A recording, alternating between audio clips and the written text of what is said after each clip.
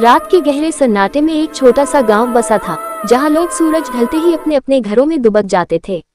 इस गांव के किनारे एक पुराना टूटा फूटा हवेली खड़ा था, जिसके बारे में कई डरावनी कहानियां प्रचलित थीं।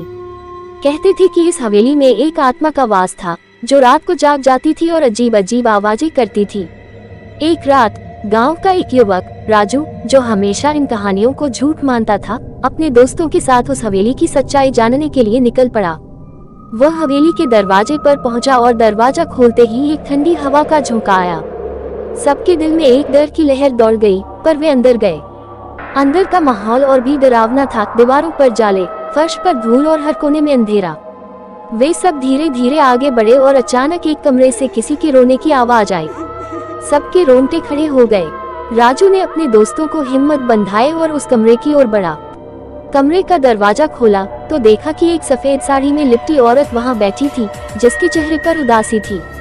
राजू ने हिम्मत जुटाकर पूछा, तुम कौन हो? उस औरत ने अपनी उदास आंखों से राजू की ओर देखा और बोली, मैं इस हवेली की रानी हूँ। मेरे पति ने मुझे धोखा देकर मार दिया और तब से मेरी आत्मा यहाँ भटक रही है। मैं अपने बदले की आग में जल रही हूँ और मुझे शांति चाहिए।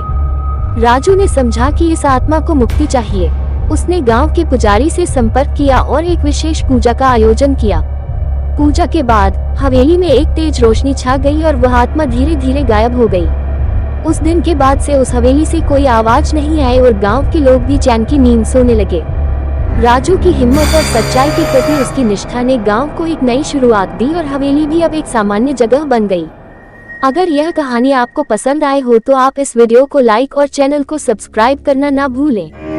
धन्यवाद।